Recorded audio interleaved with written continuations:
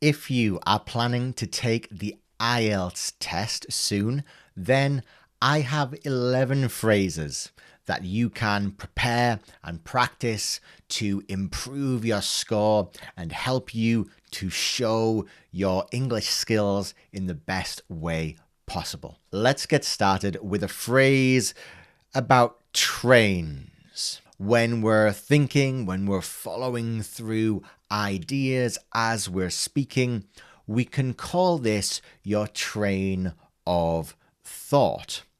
What this means is that if you suddenly find yourself unable to speak, you're not quite sure what to say, you can say that you have lost your train of thought.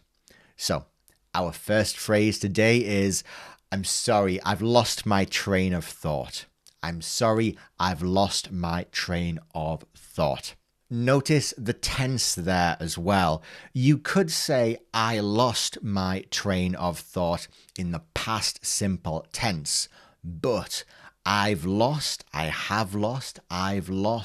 train of thought is a present perfect tense sentence, slightly more complicated grammar used in the correct way. We may as well use this as an opportunity to increase your grammatical resource and accuracy score, which is 25% of your IELTS score. So we're getting some present perfect tense in there. And also, we've got the phrase train of thought, which is natural, native vocabulary, an idiom there, which is going to increase your lexical resource score. That's what IELTS call your vocabulary score, which is again 25% of your overall score. So, a great phrase here. I'm sorry, I've lost my train of thought. Let's do one more of these, and this one's in the present simple tense, but it's another idiom, and this is, I'm sorry, it's on the tip of my tongue. It's on the tip of my tongue. If you feel like you know exactly what you want to say, you're almost there. You can say that something is on the tip, right there, of your tongue. Something is on the tip of your tongue. You're about ready to say it, but you can't quite remember exactly what you're trying to say. It's on the tip of my tongue. Let's look at some phrases that we can use at the very beginning of an answer to buy you some time, to get you a little bit of time to think about what your answer is going to be. These are great if, when you're asked the question, you don't immediately have a response, but you still want to use some natural and native sounding English. Our first phrase here is, it's never really crossed my mind. It's never really crossed my mind. If something has never crossed your mind, it's not something you've thought about. It's not something you've ever considered or really had opinions on. Again, this is it's never really crossed my mind. The present perfect tense, slightly more advanced grammar there to boost that grammatical range and accuracy score. It's never really crossed my mind. Another similar phrase, again in that present perfect tense, is I haven't given that a whole lot of thought. I haven't given that a whole lot of thought. If you say that you haven't given something a whole lot of thought, you're again saying it's not something you've really considered, you've been thinking about, so any opinion you give here is going to be completely new, completely original. It's not something you've thought about much before. So there we have two phrases that you can use at the beginning of an IELTS speaking answer to get yourself a little more time there. Okay, let's move on to some of my favorite phrases. These are sentences, phrases that you can use to get you moving, to give you ideas of what to say. These are fantastic for when you're not quite sure how to build an answer. You're not quite sure what your answer is going to be. These can point you in the right direction. Let's start with there's a vast difference between. There is a vast difference between. Vast is an adjective that means really big. We often describe space as being vast or the ocean as being vast. So, a vast difference is a big difference. Why is this a useful phrase? Well, let's take a look at some real IELTS questions that we could use this to answer. Here's a speaking part 2 question. Talk about a painting you would like to have in your home. You should say what it is, how you know about it, how much it would cost you, and explain why you want to have it in your home. So, how could we use vast difference here? There's a vast difference between a painting I would like to see in an art gallery and a painting I would like to have in my home. And then you can start talking about what those differences are. What would you like to see in a gallery only? And what would you like to see in your home? So you've suggested for yourself a direction to take this answer. Let's take a look at another IELTS question. Okay, this question is about gifts and presents. Describe a present that you gave someone. You should say who you gave it to, why you decided to give them a present, why you chose that present, and say how that present compares to other presents you have given that person or other people. So we could use this in lots of different ways. There is a vast difference between presents I buy for my wife and presents I buy for my friends, for instance. Or maybe why you chose that present.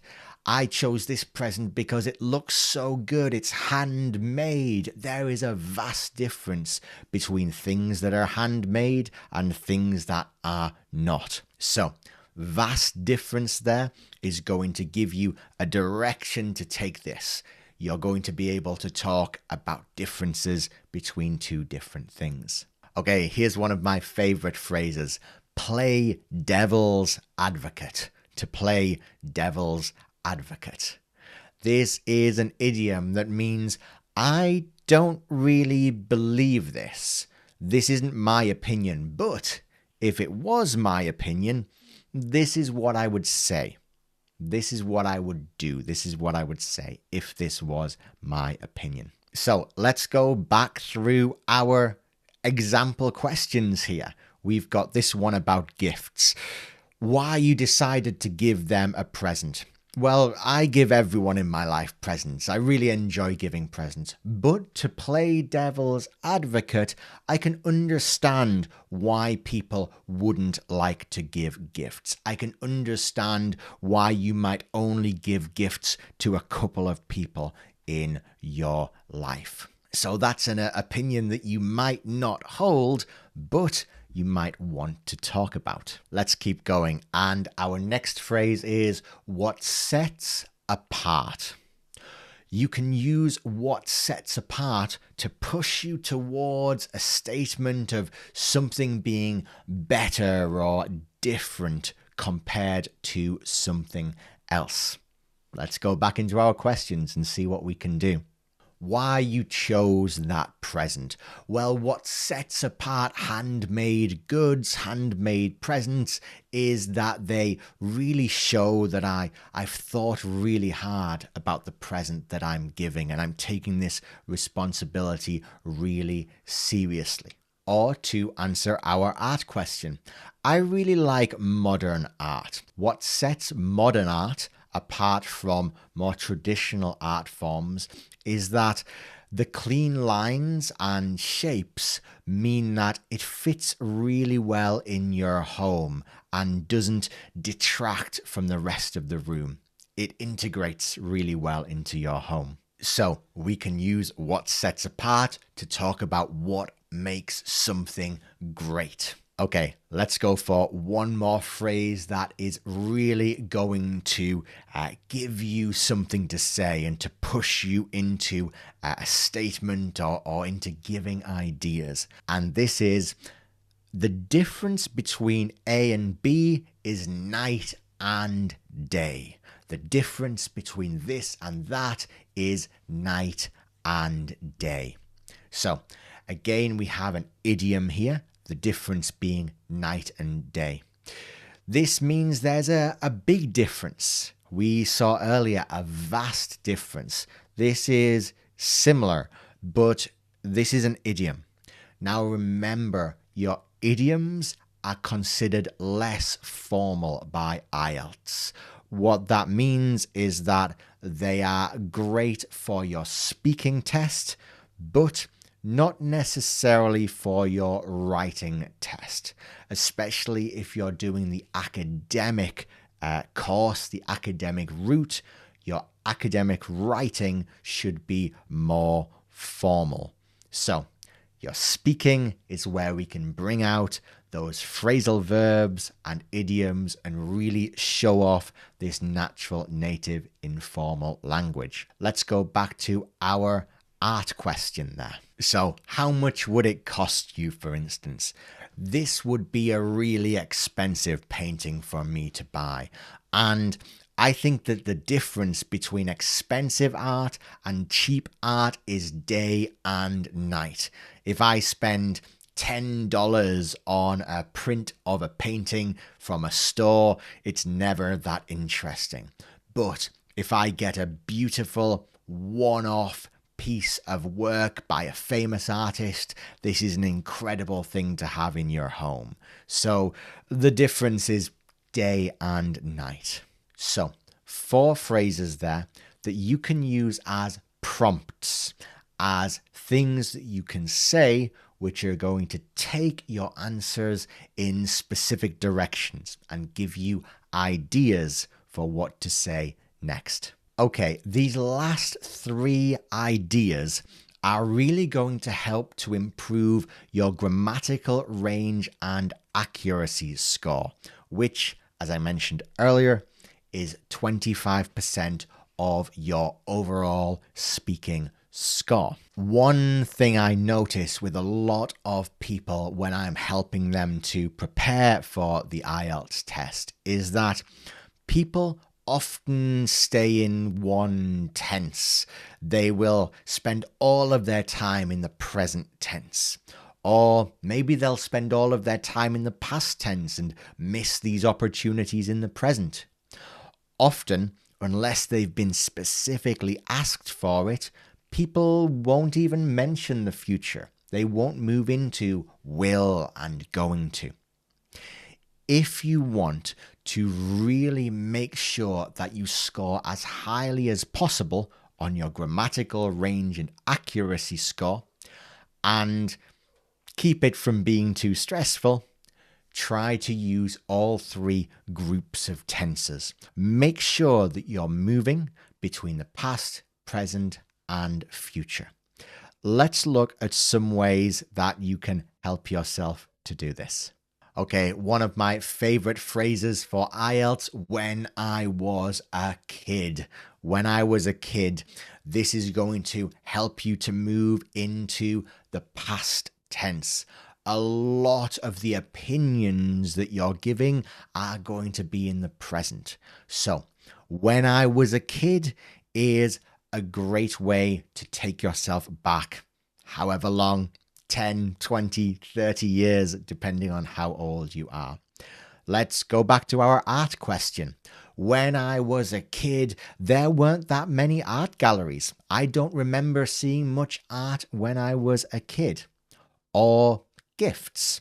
When I was a kid, I bought terrible gifts. I wasn't very good at buying gifts when I was a kid. So there we've pushed ourselves into the past tense. Let's have another phrase that can take us back further. Back in my parents' day. Back in my parents' day. Now, your parents' day in this phrase means when they were young, maybe when they were in their 20s or when they were in their 30s. For instance, back in my parents' day, everyone gave gifts. It was a really common thing in my culture to give gifts to your friends in my parents' day. So, another phrase there that can really take you back further in time, more excuses to use more tenses. Okay, now let's take a look at a phrase that's going to take you into the future. And this phrase is, down the road, I think that, or down the road, I hope that. Down the road is an idiom, an informal phrase that means generally in the future. So let's take a look at our examples. Down the road, I hope that more people will buy handmade gifts. Too many people buy things like iPads as gifts or pre-made things. I think that down the road, it would be nice if more people got into the habit of giving handmade gifts. Or art. Down the road, I hope that I will have lots of art in my house. In fact, I'm going to buy some this weekend. I think I'll go this weekend and see if I can buy some art. There are lots of phrases like this that you can use to improve your IELTS score and help you to show your best communication skills. If you can think of any that I haven't mentioned, please leave a comment down below, share the knowledge, and let's help everyone to get better IELTS scores. Also, if you'd like to work with me one-on-one through a video call to improve your English skills or to improve your IELTS score more specifically, then leave a comment down below and I'll show you where you can book some of my time. If you want to see the kind of work that I do every day, helping non-native English speakers to improve their professional communication skills, then take a look at this video.